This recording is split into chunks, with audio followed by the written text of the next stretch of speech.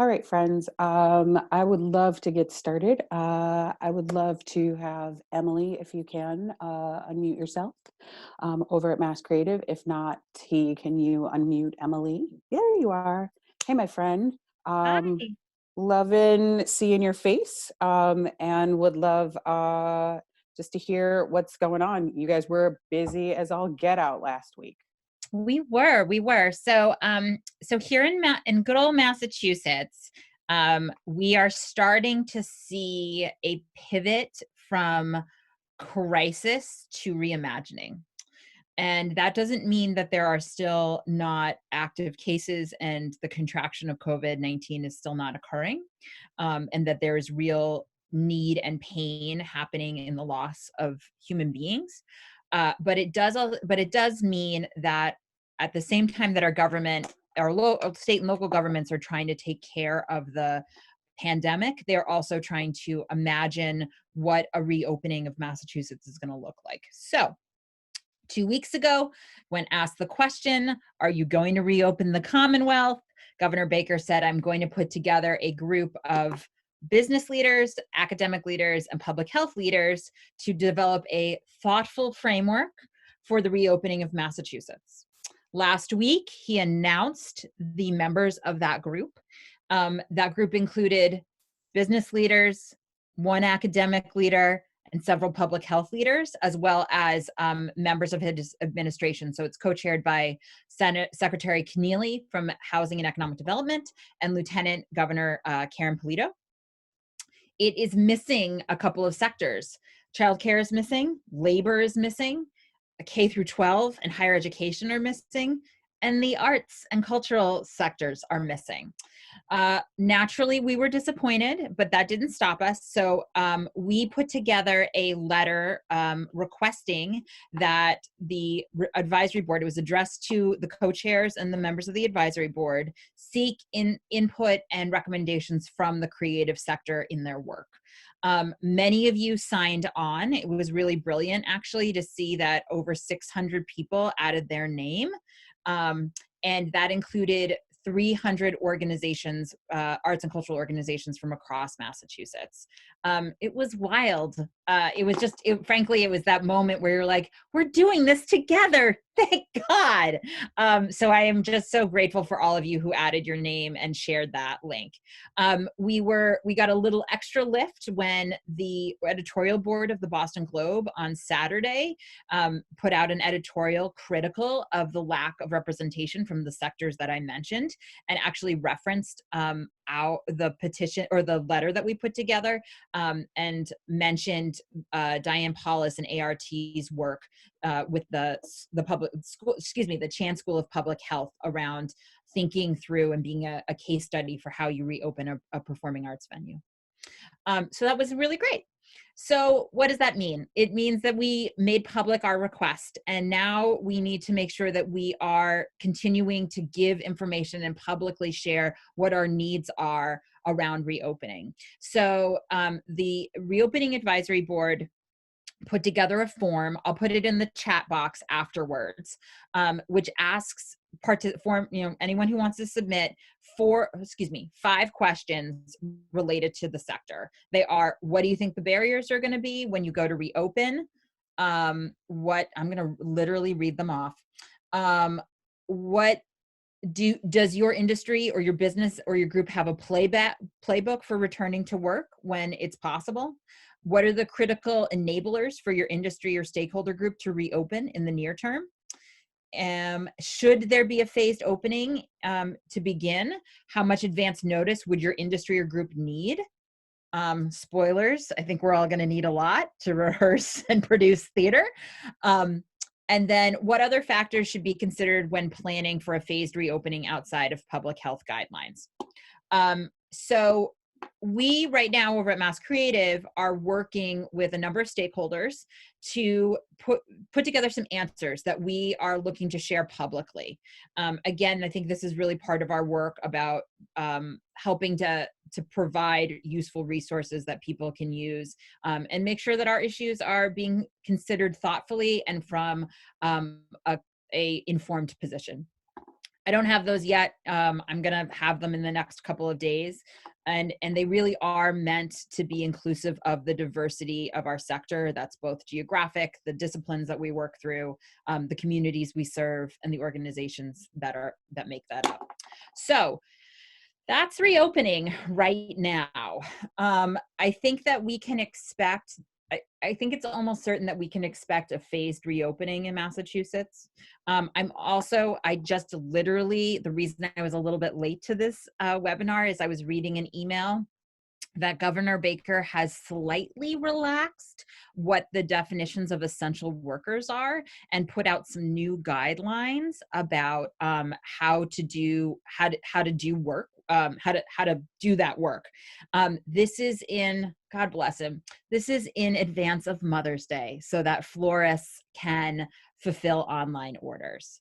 My understanding, and this is the moment where we're all going to say, sometimes Emily may interpret government documents a little off, so I will confirm with you later about this, but there's also reason to believe that bookstores, local bookstores, would be included as a potentially qualified group that can fulfill online orders by having their workers in storefronts. It wouldn't mean that you'd be able to walk into a florist shop. It doesn't mean you can walk into a bookstore, but they can, you can fill out your online order and then using proper social distancing and public health guidelines, pick it up. So that's just an interesting newish development in terms of how slowly there are pockets of reopening. I think for us as a sector, it's going to be, I think, remarkably different given the type of work that we do. We are the gathering economy. We bring people together and make meaning. And so how we are going to, as a sector, creatively and practically approach what these guidelines are is going to be key. So that's my spiel. Dawn, what did I leave out? I'm just wondering if there are any other advocacy alerts or things that we should all be on right now. Not related to reopening? Not necessarily related to reopening, but to, Love it. Yeah. So yes, so there's a couple. So I will put a link in our chat box. We've stood up basically a page that's like, here are all the actions you can take, whether they be federal or state. On the state level, sort of the biggest things that we're looking at is the unemployment liability issue that some nonprofits are facing. So we know that some nonprofits opted 100% legally not to pay into our state unemployment trust fund and instead to what is it, to pay back, excuse me, thank you, pay back the unemployment that one of their workers might claim in the event of a layoff. Thank you. Graham Wright in the chat box says self-insure. So we know that that whole issue is incredibly scary and it's crisis levels for the nonprofit community that are facing multiple layoffs or multiple furloughs. Chair McMurtry, who's chair of Tourism, Arts and Cultural Development, and Representative Elaguardo filed a bill on the House side that would provide a one-to-one matching grant between the relief that the feds put together as part of the CARES Act around this issue, so that the Fed said they'd pay 50% of that liability. This bill would have the state pay the other 50%. That had just got, I think yesterday, that just got assigned to a committee for review. There's another piece of legislation that is, knock wood, hopefully moving to signature and to Baker's desk this week. And that would put in place a delay, a 120-day delay for the repayment of that unemployment. So if you're running an organization and you've had to furlough your staff, you would have 120 days to repay that, whatever unemployment assistance that your staff claimed. That's important for two reasons. One, obviously it provides a little bit of breathing room when we're dealing with incredibly strapped or non-existent cash flows. It also, frankly, it gives legislators and advocates a little bit more time to come up with the right solution for Massachusetts, and gives us some time to really push and say that this is something that needs to be frankly, total forgiveness, right? In order to make sure our sector can continue. When I say sector, I mean the nonprofit sector can continue to provide the services that we all expect. So I'll put a link. We have an action alert that you can write to your state rep and ask them to support McMurtry and Alaguardo's bill. The other action alert, trying to think. Nope, that's my top one for this week, Dawn. It's my top one. Sorry, I'm doing that thing where I'm talking and I'm like, oh, I'm on mute. That is fantastic. So then what I'd like to do, I don't see any questions in the chat. Before I move over to our good friend David Shane in New York City, I just want to give Pascal Florestal a chance to speak about Friday's upcoming meeting with the city. Hello, everyone. Hope you all are having a good Tuesday. Just as Emily was talking a little bit about ART's plan with Harvard about reopening theaters, we are having ART's team, I believe it's Rebecca Curtis and someone else, Dayron possibly, on the call Friday to talk through the plan that they've been working with Harvard about what reopening could look like.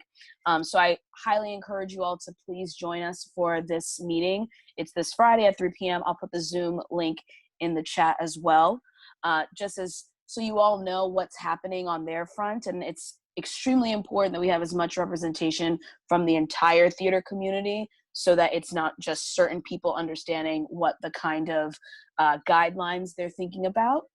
So yes, it's this Friday, 3 p.m. I'll put the link in, so please be there. And I think we're going to learn a lot from them and hopefully have an idea of what are some ways we can start looking at what does it look like for us to come back and how can we do that. But yeah. Thanks, Pascal. All right. So sorry, I'm looking through my screen. David Shane, many of you might remember David Shane, who was in the Tunasia position as Director of Programs a few years ago at StageSource and is now with the other ART New York.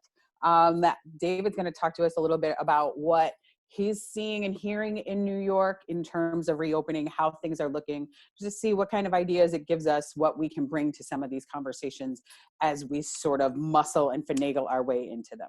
David, take it away. Thank you. So many friendly faces here this morning. So good to see you.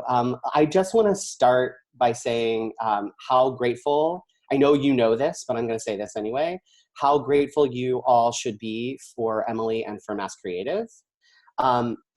I'm in a city and state where there's a lot of arts like activity in the, that has a huge impact financially on the city. It's appreciated. It's well funded. What we don't have is a centralized place for this type of advocacy work. And it's starting to show. In times of struggle, what we're seeing is that there are a lot of groups organizing around advocacy at the state level. There isn't a point person like Emily to run it, and that's taking a toll.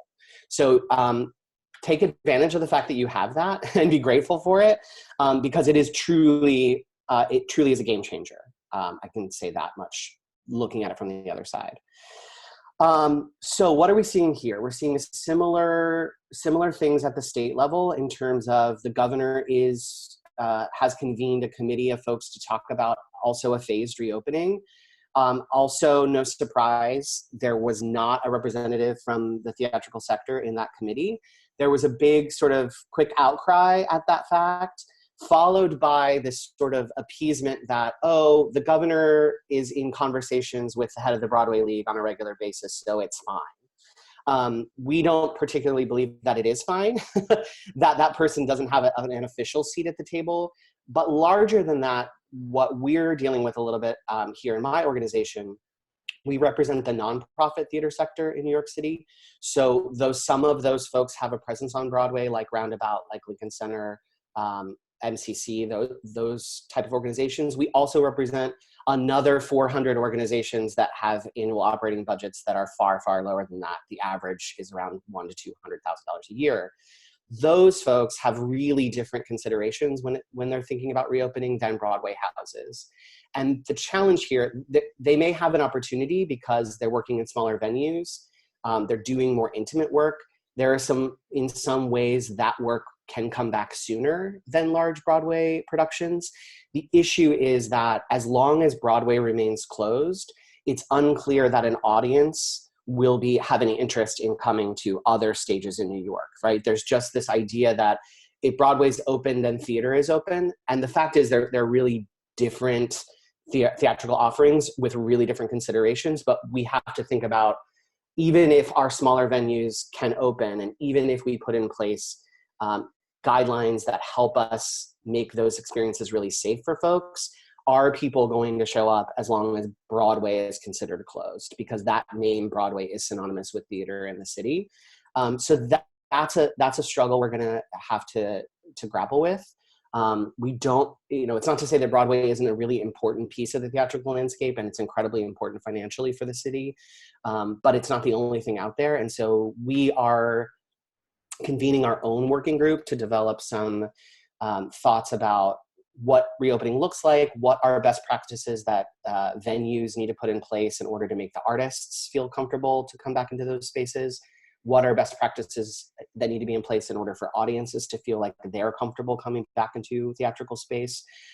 We are hopeful that what we can do is do that work over the course of the next few weeks to have something to present at the city and state level to say, this is what the nonprofit theater community in New York needs to do, and hopes that will inform some of the phased reopening plans further down the road. The other thing I'll say about advocacy across the board, I don't know if this is true as much in Massachusetts, but in New York, we're seeing a lot of elected officials at the city and the state level show up to our convenings and express support, but say, we can't go any further because we're cash strapped, right? Like the state and local governments are losing tax revenue, they're losing, there's just so much that's happening to them financially that while they would like to do more, they can't financially do more without assistance from the federal government. So the other thing I've just been saying to folks, anytime you have a chance to take an advocacy action at the federal level, do it. Because it's the only place where they can print the money. And unfortunately, at some point, we reach a point where all the plans are in place, but they need funding to happen. And at least in New York at the moment, it's clear that there's not a lot of funding still available at the city and local, at the state and local level. So we do have to be active advocates at the federal level to help make that happen. In lieu of some official government bringing in the arts into the conversation, there are a lot of collaborations happening. So there's what's called the Culture at 3 call, which is every day at 3 p.m. City arts organizations are on a phone call, and that group has grown. It's probably tripled or quadrupled since the COVID-19 crisis hit. So a lot of folks are in active conversation at the city-wide level, and then other working groups are breaking out of that, including a working group that we're doing at the Alliance of Resident Theaters to talk about nonprofit theaters specifically, because it's really different to talk about opening theaters than it is to talk about opening museums. Just really different conversations have to be had. So there's a lot of collaboration happening across the sector, which is really great. There are a lot of private funders that are a part of those conversations that are stepping up, but that's only going to go as far as it can go until there's some federal dollars behind it. A couple of random things that I'll throw out there that I've heard in conversation that may or may not be useful. A lot of folks, as they think about reopening, are thinking about what does the season look like, particularly if you are on a model that has subscriptions. So what a few theaters have talked about is saying they're going to take the programming that they had in spring this year that they had to postpone. They're going to put it in the fall to sort of fulfill their requirement to the season ticket holders in hopes that they can sort of just maintain that revenue by moving it over to the fall with sort of a truncated season in the fall. And then they're talking about starting their 2021 season in line with the calendar year, which I recognize in Boston is going to be really wild for some folks. We do so much that's in line with the school year from that sort of fall to spring model.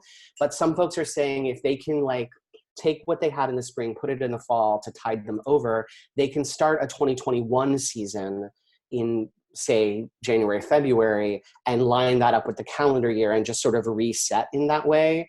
so that they're not playing catch up, but they're sort of being proactive about the way that they approach their season.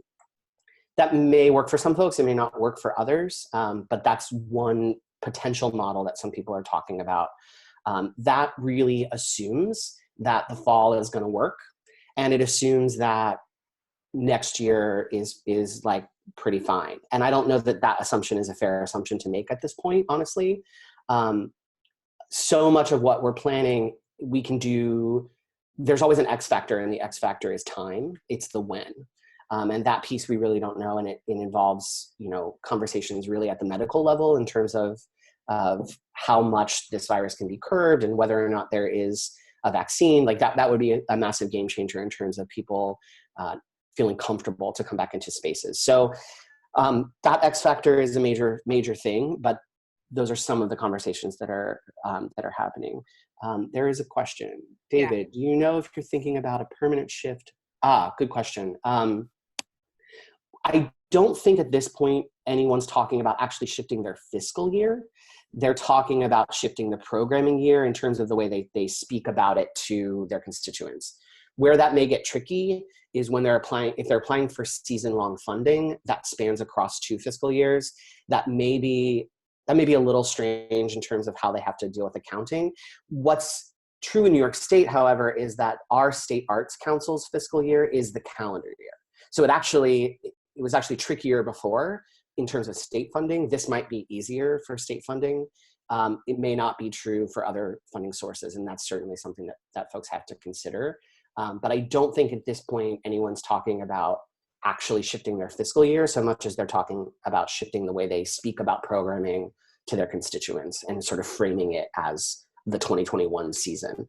And again, that's not everyone by any stretch of the imagination. That's just what some folks are talking about as a potential way to like reset the way that they're working on their programming.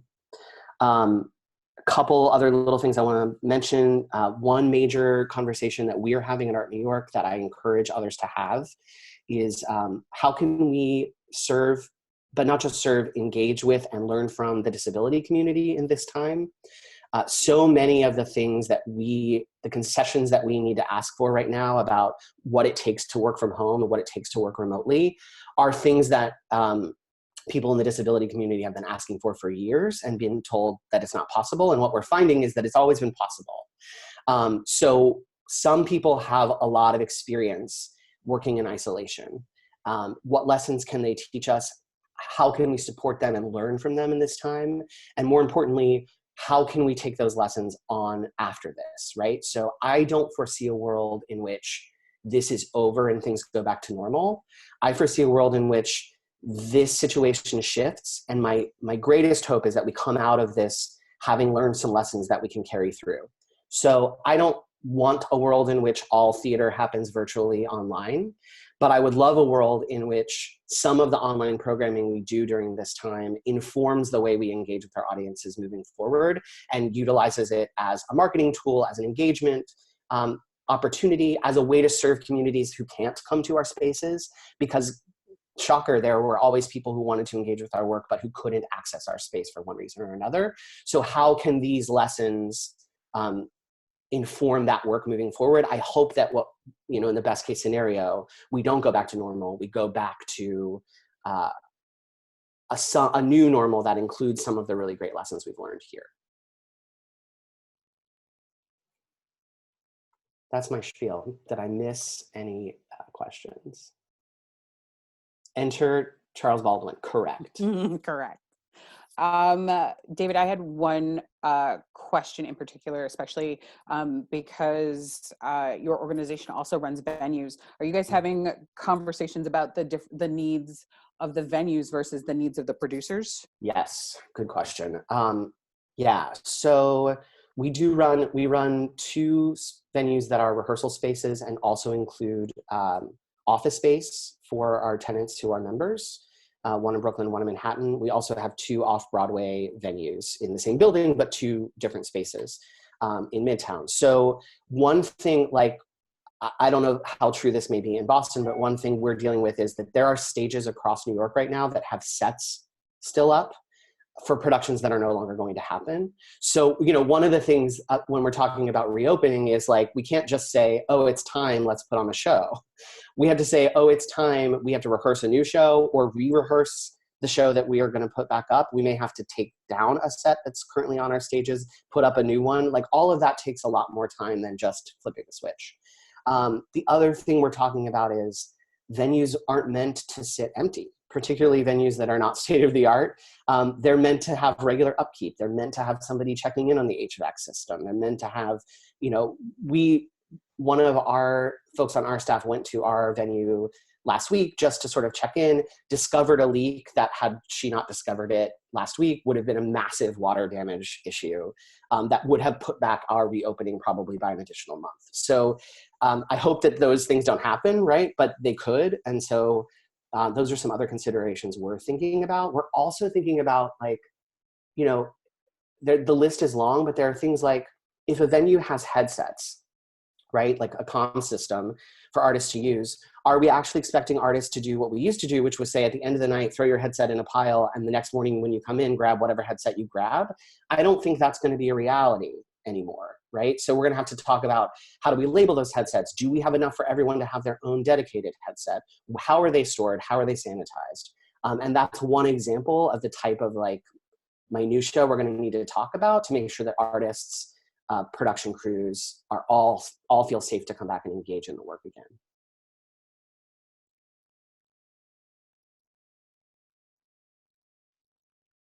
Sorry, doing a cut and paste job. Yeah. I am just looking at, and I think these questions are for, I think, the entire group, but I just want to pull to attention.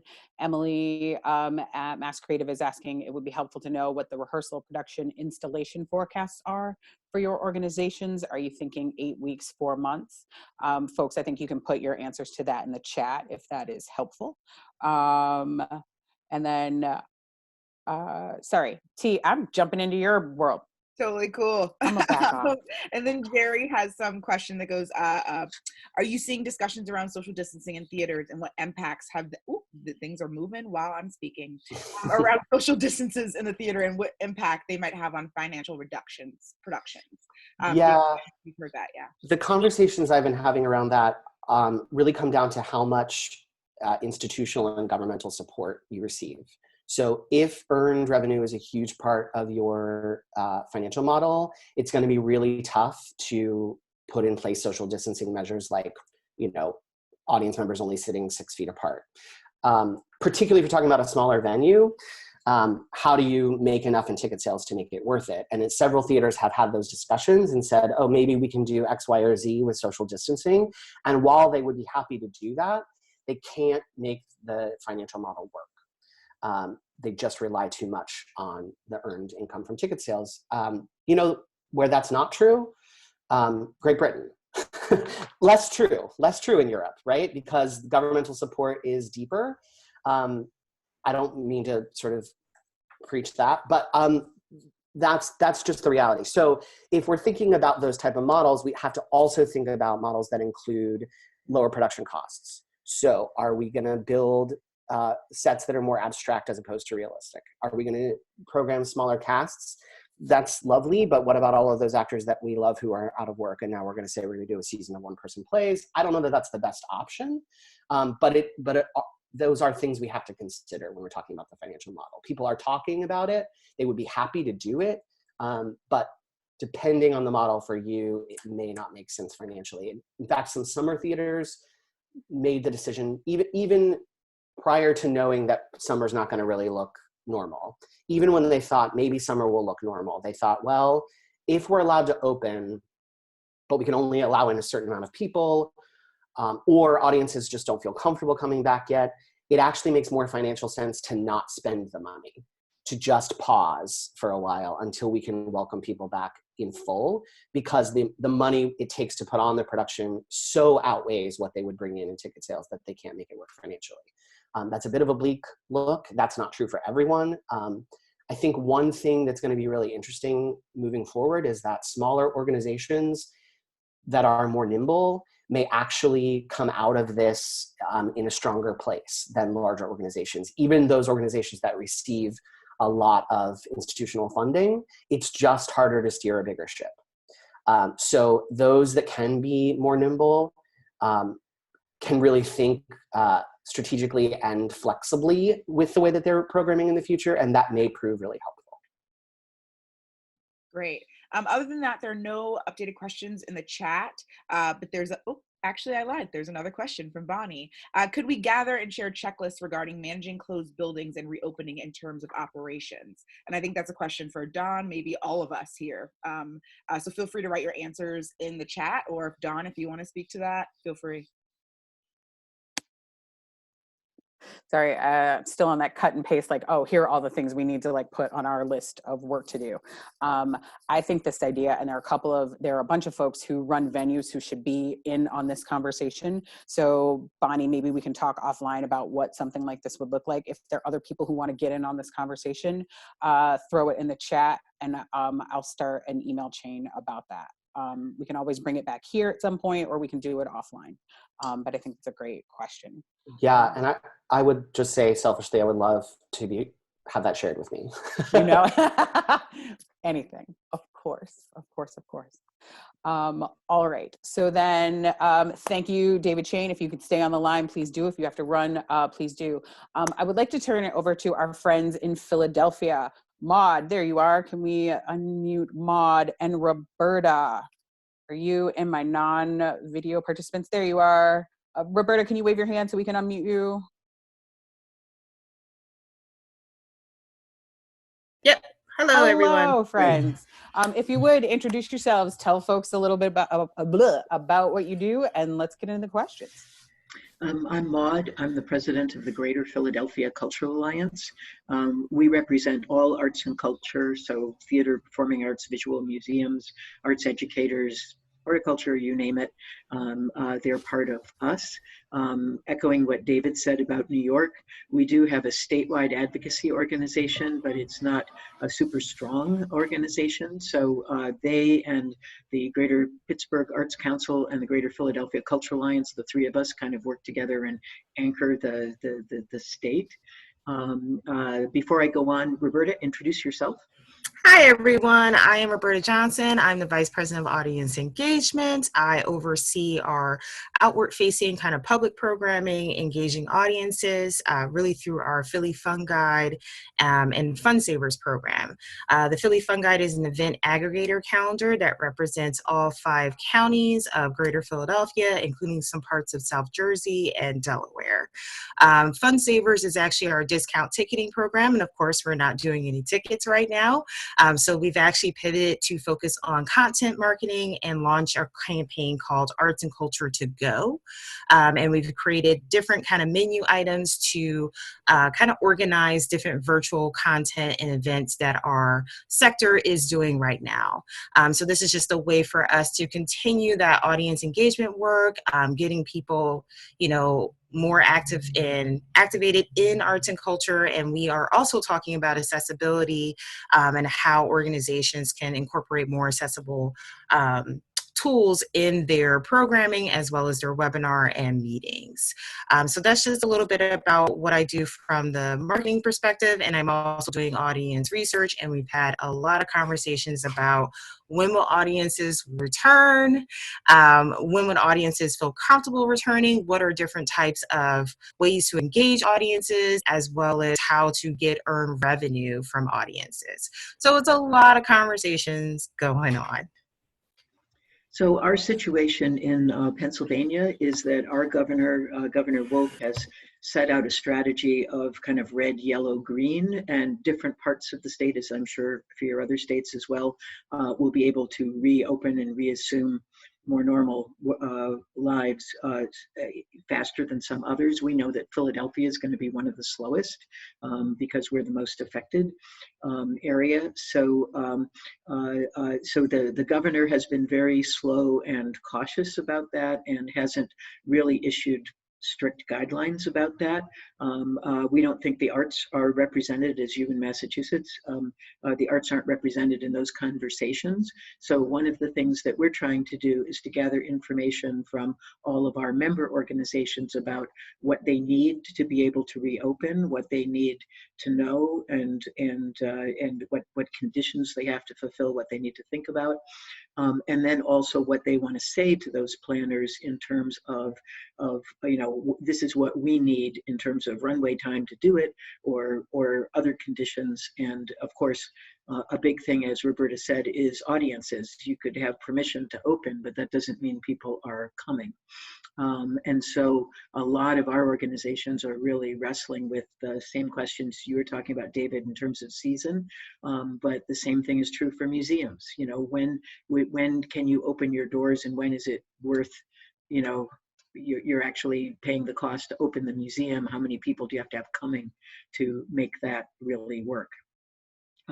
So everyone is figuring this out. We are also wrestling, as you may be as well, with government cuts. There was just an announcement on Friday about, in the city of Philadelphia, some really drastic cuts to government support for arts and culture. The city has a $649 million deficit, which is more than three times the deficit that it had in the recession. So these are truly dire moments. So I think one of the things we're looking at on a state level as well as on a local level is that there's just going to be a lot less government funding coming for arts and culture. So that's going to be another piece of the picture that all of our organizations have to wrestle with. So the third thing is really looking at the future shift for the sector. And I think that's something that we all need to be thinking about, that this is not a matter of, are we opening this summer? My personal opinion is that audiences are not going to be coming back in any kind of numbers until spring next year. Because I think that there's going to be a lot of hesitancy. I think people's lives have also been so disrupted that they aren't going to have the bandwidth.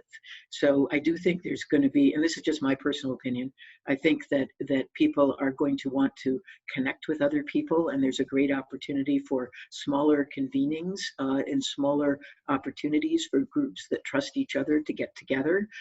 So one of the things we've started talking about with our members is a strategy of cultivate local support, then think about people who could come from driving distance, and then ultimately, a broader audience. Go ahead, Steve. You want to start since you were just doing all that? Sorry. I'm sorry. Say that again.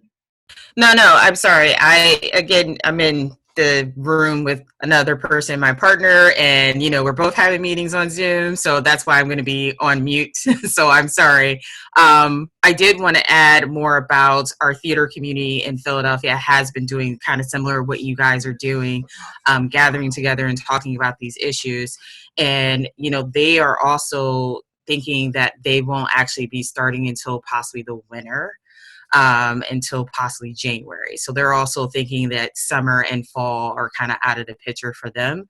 I also, we know from a performing arts, like for-profit perspective, that concerts have completely washed this 2020 year, and they're not going to be doing concert planning until 2021. So that's something also to keep in mind, that people are just kind of washing 2020 completely. Which becomes a huge operational issue for all the organizations. Some organizations have the wherewithal to hibernate for that period of time or move to a very different format of engaging people virtually and then hopefully in small groups. For other organizations, that's going to be a lot more challenging. So one of the things that we're looking at is how can, not just what are the immediate needs for reopening requirements and how do we communicate that to government and get information back from government, but also how do we think a couple of steps even more ahead of that in terms of how does the cultural sector navigate through this longer period and then be able to restart later. A lot of thinking about that, and people are all over the map in terms of where they are on that thought curve and obviously what options there are for individual organizations. So I think that's done. That's kind of our support unless a report unless someone has questions. There are no questions in the chat right now. Don? Yes. Well, Go ahead. I just wanted to kind of add a little bit more about what we are internally doing at the Cultural Alliance is that we are doing a lot of member surveys and we are thinking about what are the proper protocols. And so we are kind of gathering questions. And we just have a member survey that went out this week to ask a couple of those questions. And so we want to be able to see what that looks like and then start having maybe smaller conversations to start thinking about what are things that we need to know in order for us to reopen, and similar to the questions that have already been asked. So I just wanted to kind of add that context of like, this is something I think is going to be ever evolving with everyone as we learn more and more information from our government agencies and representatives. Roberta, is that, can you share a link to that survey in the chat with us? We can't, but we'd be happy to share what we learned from it with you. It goes through Wednesday, and then we'll be analyzing it. So probably early next week, I'd be happy to share with you. This is what our members said, because we think that collective wisdom is definitely the way to go. In terms, we've also asked about financial impact and layoffs and other things like that. But I'd be happy to share with you what kind of questions people are asking and what that looks like in terms of the reopening question. Yeah, great. I think for me, just hearing one of the things that you're saying, and very sort of similar to what David said as well, in terms of how producers are thinking about laying out their season, sort of buttoning this season in the fall and then reopening their season proper, say in December for calendar year, but also what we're hearing about how audiences may or may not come back. Like I'm curious as to how that impacts our area producers and how that impacts our scheduling. If we don't think, like we don't know, right? It's all speculation, but if audiences aren't willing to come back in the fall right away, right? If people are nervous to dip their toe in the pond, like what does that mean for how we program next year? Well, and I can say that, from my perspective and speculation is that we're going to have to segment from a generational perspective. So you're going to have people who are younger, who are going to be coming back, and you're just going to have people who want to just be social and come back into the fold.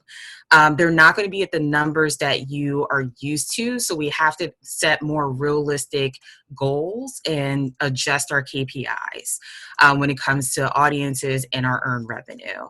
The older generation, I would say anyone above 60, is most likely you're not going to see for an entire year until they feel comfortable and safe to come out. But that does not mean they don't want to support you. So you have to kind of target them differently in terms of engagement, in terms of different type of support.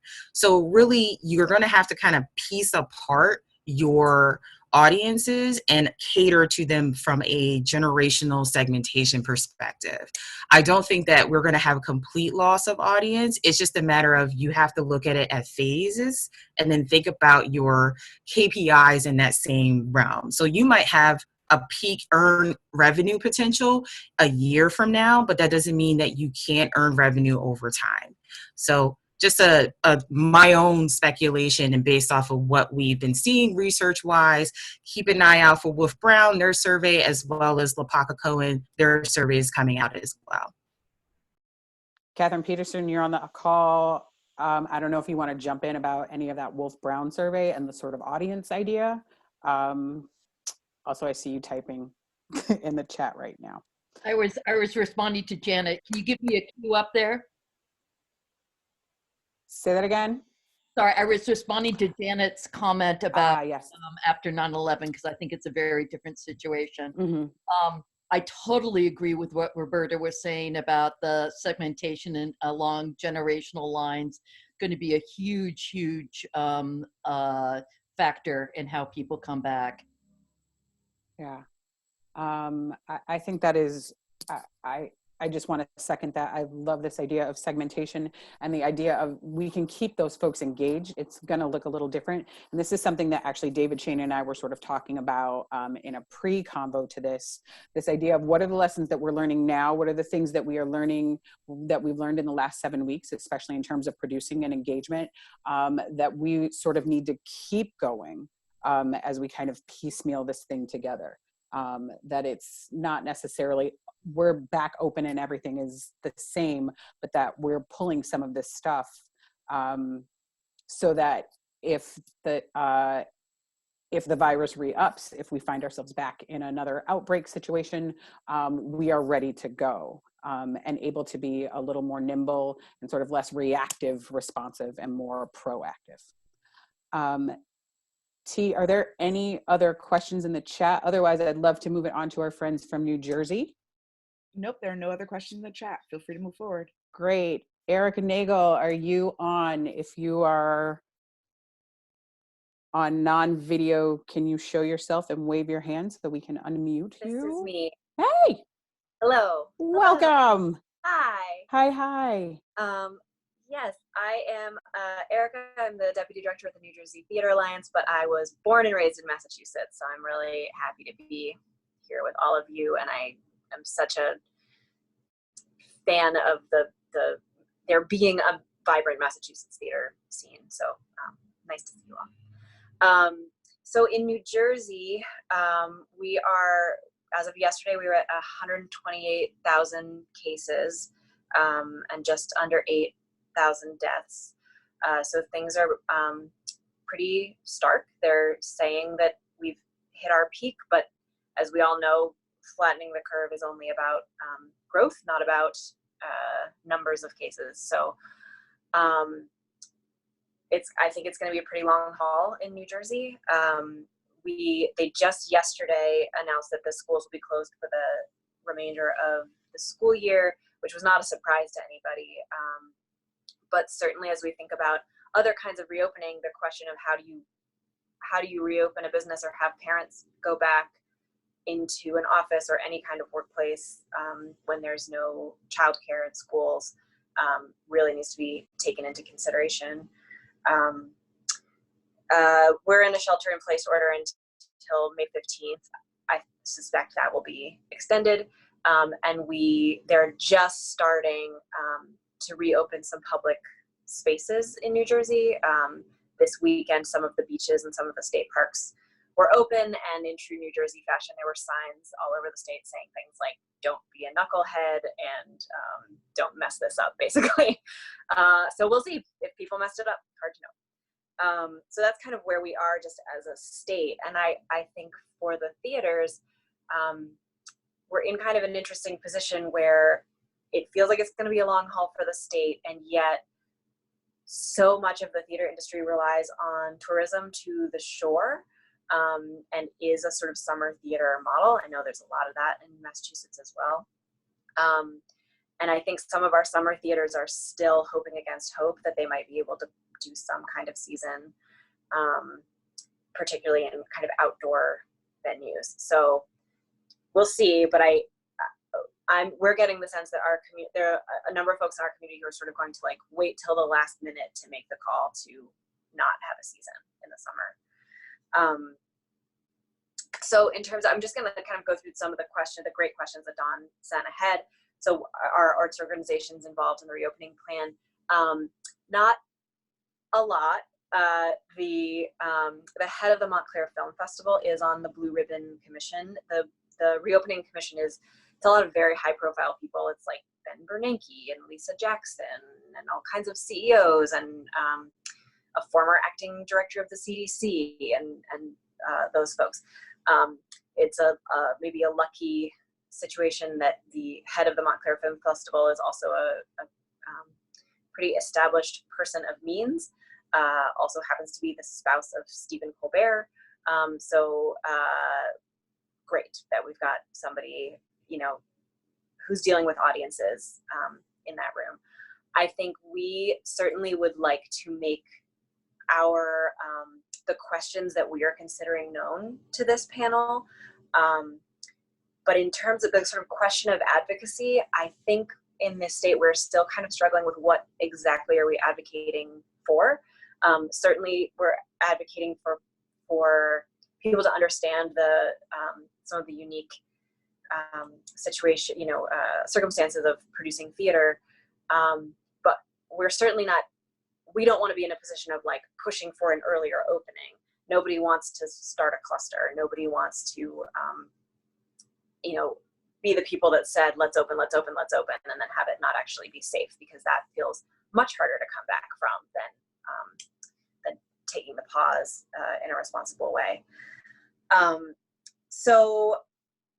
One thing that's happening in New Jersey is that the state has extended their fiscal year. So that means everybody's taxes are due later, but it also means that state funding is being distributed later. So there's a real cash flow issue for a lot of our companies. Also, our Arts Council, our arts funding is funded by the hotel motel tax, which if nobody is going to the shore and spending money in hotels and motels, that whole pool is going to shrink. We actually spent the last several years really working hard to advocate to raise the minimum distribution out of that hotel motel tax that just passed in like January. And so many arts organizations were celebrating that, expecting that next fiscal year might have a little bit of a greater infusion of money. And now that is like totally not on the table. So although there's not a lot that we can do to advocate changing that timeline, we're just trying to stay in very close touch with the Arts Council so that we can communicate appropriately to our membership and let them know what they need to be thinking. We are also participating in the Wolf Brown survey, so very interested to see what that yields. And we're trying to do some info gathering from other sectors. So we also do weekly calls, much like this, with our New Jersey folks. And then not this week, but next week, we're bringing somebody who's he's an epidemiologist and a business continuity expert, and works a lot in like marathons and other sort of crowd safety circumstances. So trying to learn what we can from that, and just really seeing who else is having these conversations and what we can learn. And of course, everybody's looking at Barrington Stage. Everybody wants to know how this summer goes with Barrington Stage. So I'm sure that, I don't know if Barrington Stage is on this call, but they're probably going to be getting a lot of emails from all the summer theaters in the country. So just some of the questions, I'm going to take a page from Emily's book and just read the questions. Of course, what's the lag between government allowing theaters to open and audience willingness to attend? Outdoor spaces versus indoor spaces, and is there a difference? We have a lot of folks in New Jersey who use mixed use spaces, so they rent a church or they rent a community center, things like that. So like, what's the difference in the safety of having an audience in a space like that versus a space that's only used by that company? It's still unclear in New Jersey if we're going to open all at once or county by county, because the density is so different across our state. I think people are also really thinking about the appetite for online content, and will it start to wane? And as the weather gets nice, is it just going to crash? And what does that mean? And then, of course, what are the health measures? Thermal scanning, physically distanced seating, like all of those kind of things are in question. And then I love this idea of this is something I'm thinking about a lot. What are we learning in this moment that we actually do want to carry forward? Our organization, I know this is not possible when you're producing theater, but for us as a service organization, I sure can. I can try. Dawn asked if I could put them in the chat. My husband and I are we were in dueling Zooms, and so I'm using the iPad, and so I'll see what I can do. If in the worst case scenario, I'll send them to you, Dawn. And then they can, awesome. So the things that we actually want to carry forward. So our organization is going remote permanently after this. We've discovered that it's a totally workable way to be an office. And as we look at next year and the funding landscape, it looks like a way to save some money. So that's been something that we're certainly going to carry forward. The other thing that I think has really come out of this moment is that, like, boy, people's BS meters are on, and inauthenticity is not playing. And people's communications, the things that are breaking through the noise are authentic. And I hope that carries through. And then the last thing is, it's not really about operations and audiences as much, but I feel like this is a moment where we sort of have no choice but to honor people's whole humanity in a way that we don't always. So like giving people the benefit of the doubt of, like, we don't know what they're bringing to any moment, whether they have a screaming toddler in the next room, whether they're caring for an elderly parent, whether they've got, you know, a neighbor next door in their building that has the virus. Like, and I do feel, and maybe I'm just lucky in those particular circles I'm running in, but that people are sort of giving grace around that and being a little more flexible and a little more concerned and prioritizing people's health and well-being. And I hope that continues, and that maybe some of the actual structures we're putting in place, much as we have so much to learn from people in the disability community, what can we learn from people that have been, you know, burning a candle on every end in caregiving responsibilities that we can support in a new way moving forward. So that's kind of where we are in the jurors. Great. We have a few questions. One question is, curious to hear more about the Wolf-Brown work and other studies and surveys ongoing about audience attitudes. I know Catherine also responded to this message in the chat, so if you want to hop on and talk about it, as well as any of our other panelists, feel free to unmute yourself. But feel free to go for it, Erica. Sure. So, so New Jersey was not in the initial set of cities that were part of the study. But this, you know, one great thing about having a statewide service organization, our executive director reached out to Alan and really advocated for us to be part of it. I guess there are two different ways that you can participate. I'm not sure, Catherine, if you're doing the aggregate version. We're doing a cohort version. So that means that 15 theaters are participating, and they will get data that's unique to their audiences. And then that will be aggregated just as a cohort. But I know many other service organizations are using their own lists and gathering the data in that way. So there's a cost to be part of it because Wolf-Brown it's not fully funded. And so we have a combination of a couple of people who they're actually not New Jersey, a couple Connecticut theaters and one Pennsylvania theater that are part of our cohort and are paying their share.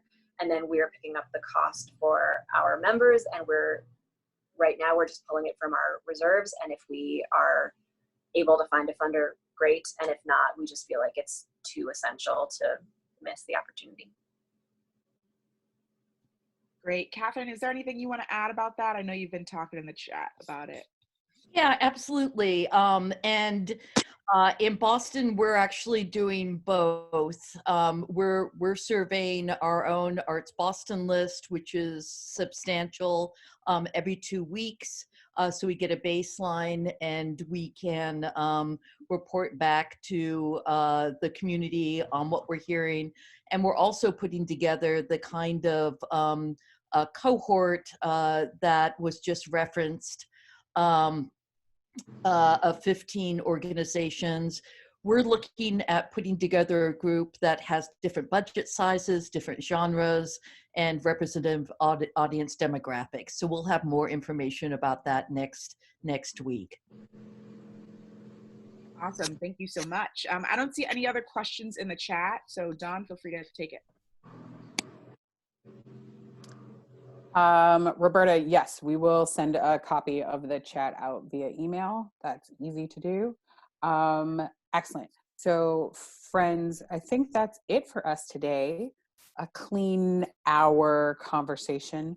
I think there's some really good questions that are going around. I will circle back with Bonnie's question about the checklist for orgs or for venues and see if we can get that conversation started. Otherwise, that's it. Found time for today. We'll be back next week. We're going to try to keep these at an hour from here on out. Thanks, everybody.